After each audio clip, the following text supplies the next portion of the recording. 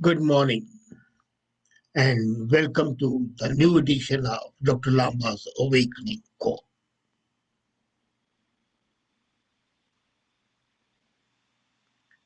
This time, President Joe Biden did not give a formal State of Union address. The last State of Union address was by President Trump when he came to power. But this time, he gave an address to a joint session of Congress, which practically is a message to Congress. And this was an address which goes absolutely against the American heritage, American values, and the American thought till date. But maybe this is a symptom of the coming disease of socialism that is going to afflict USA.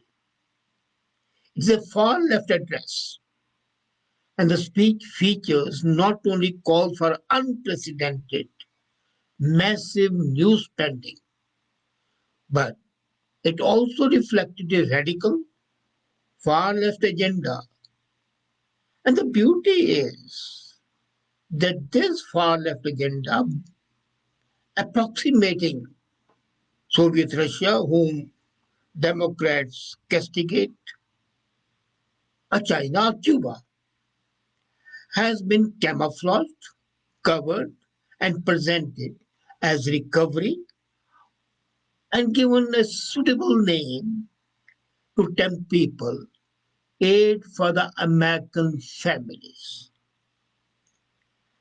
Now, when I heard this address and I read it, I was simply astonished, nonplussed by various false and misleading statements that POTUS made during this address. I was amazed that how could head of the government and the head of the state, leader of the free world as he's called, could make such statements. And if you conduct a real-time analysis and comment on Biden's radical policy, you would see that this is pregnant with socialist ideas. So I thought, okay, there are 5 takeaways: vaccine, free universal education and community colleges, guns, taxes, and election integrity. So we'll take up these key takeaways and find the contradictions, unacceptabilities, and maybe just cheap appeal to influence and impact people. So Biden's first goal, ambitious, was distributing 1 million vaccines a day. Now, you establish a goal which is not been achieved, or you reaffirm a goal that has been achieved that will continue with that. 1 million vaccines a day, this was a goal which President Trump had already hit in December of 2019. This goal had been achieved. That is, at least 1 month before Joe Biden became the president, the goal was achieved. And then Biden announced the same address. First, he says, my goal is 1 million vaccines a day. And then he said that by the end of the summer, yes, this summer, they will have vaccinated 300 million people. Now, 330 million is the population of USA. And 1 million a day was supposed to be done. If the goal had not been achieved by President Trump, then you can't vaccinate 300 million people in less than 300 days. That's almost a year. So see the contradiction. And when I see that the speechwriter of Joe Biden must not have applied his mind, or he lacks basic sense of arithmetic, just counting up. But when the president gives a speech, it's not the speechwriter to be blamed. It is a deliverer, the president who is to be blamed. Then, the second defect, in a country of roughly 340 million people, there's no need to immunize 300 million at all. The kids don't need it. So if you reduce it by kids, take them away, then the total population is not even 300. So why immunize all of them? That was the first takeaway, which was meaningless. Second takeaway was free universal pre-K and community colleges. When Biden mentions universal pre-K, he is talking about government funding preschool programs, government funded. But the religious studies show that these programs have little or no impact on the cognitive, social, emotional health outcomes of the participants. So, what are you talking about? These preschool programs, government funded ones, are so limited, making the free has no meaning and it has no benefit. And then free community colleges will not make colleges more affordable and accessible. Now, here is something with a sting in the tail.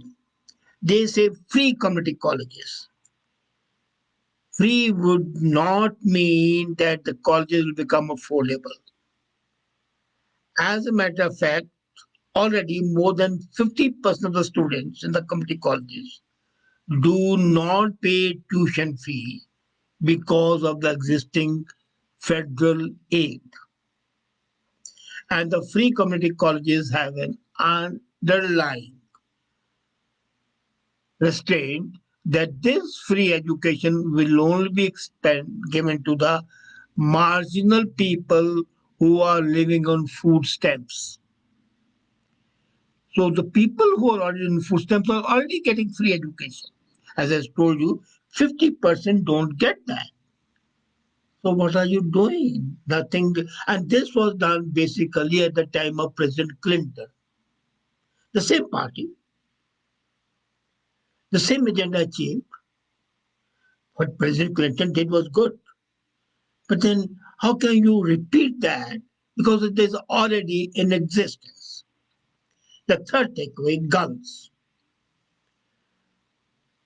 Democrats say they ban guns because people kill with guns. But the people have killed with cars as well. Would they ban the cars? Anyway, that's a different tale. But when the president makes such a speech, which goes against the Second Amendment of the Constitution, that everybody has a right to own a firearm that's constitutionally granted. How can president make such a statement? And then neither regulating guns and especially the illegal guns, nor making gun owners pay a $200 tax on pistol would be meaningful. Now, he says that to control guns, what he's going to do is that anybody who owns a gun would have to pay $200 as a gun tax. So that will reduce the gun violence. Is $200 a year something which is great deterrent? I marvel at the intelligence. These actions are more likely to turn responsible gun owners into felons than prevent a single gun death. People try to hide their guns. They are legally owners, but they'll say, well, we don't have it. Why pay $200? And even if they pay, how is it going to restrict the violence? Then comes the most important part, that is, excuse me,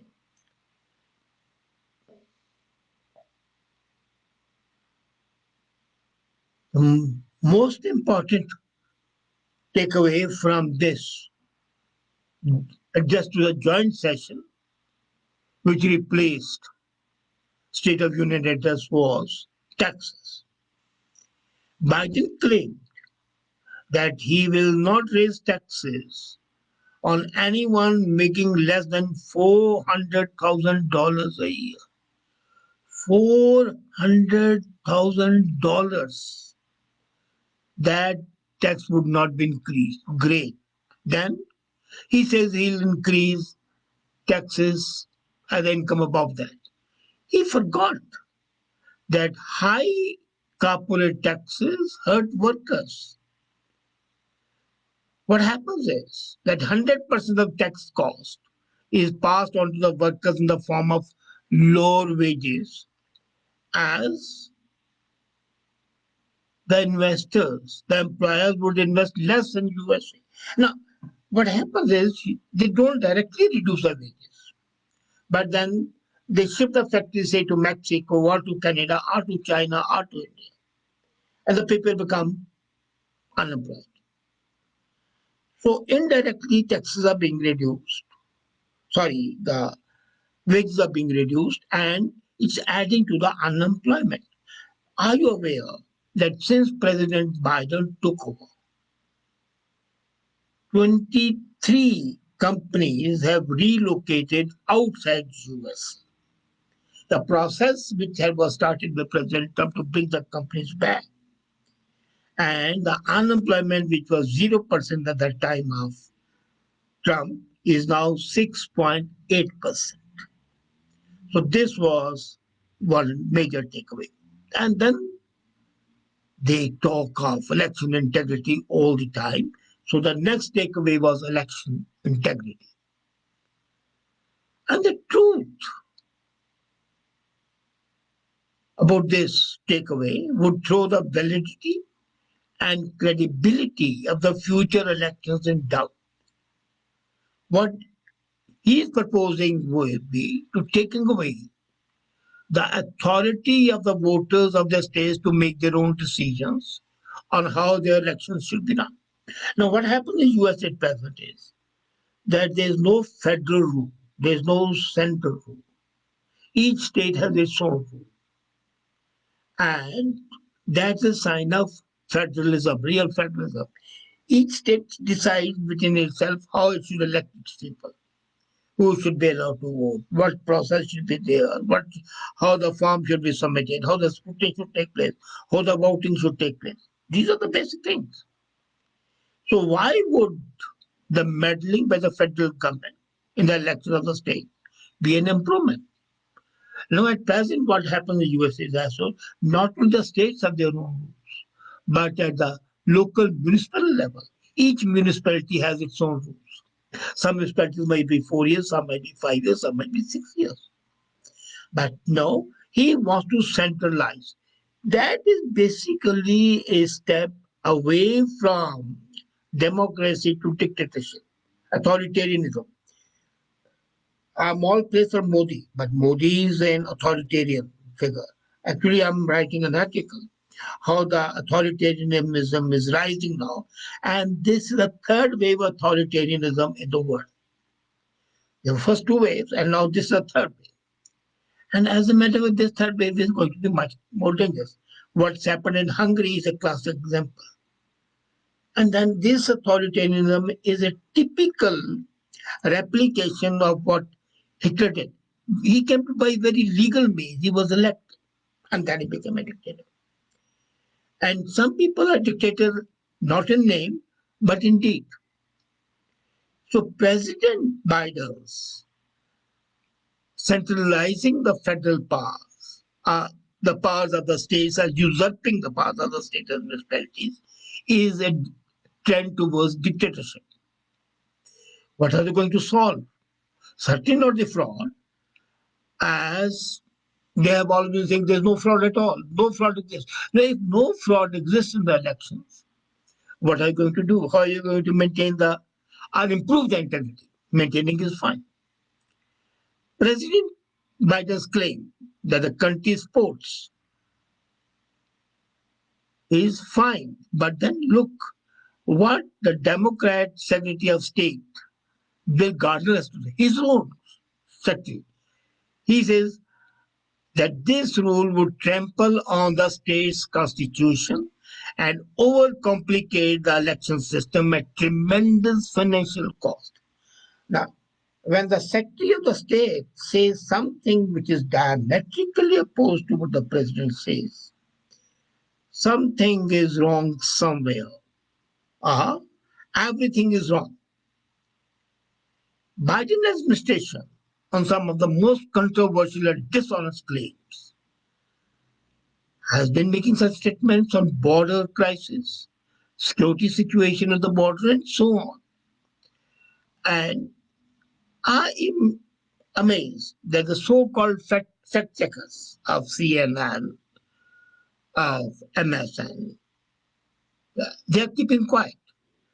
If you really fact check it, as one organization has done, Heritage org, and then you would find that in the whole statement there were more than 1,000 misrepresentations, misleading facts, partisans, and was just a message to the political operatives. The whole speech comes out as a paradigm of making the people confusion worse confounded. Camouflage leftist approach as an aid to the America. Say something, claim something which is not there, which is already achieved.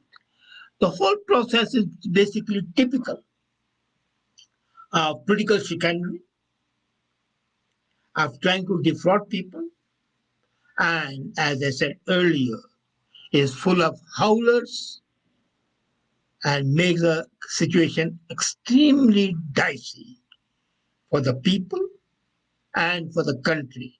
And as I said, and I have been usually saying, that what happens in USA affects the globe. Maybe there'll be copycats of Biden's confusing, misleading state address by the other such leaders who would make similar claims which have no validity. Think about it. Thank you.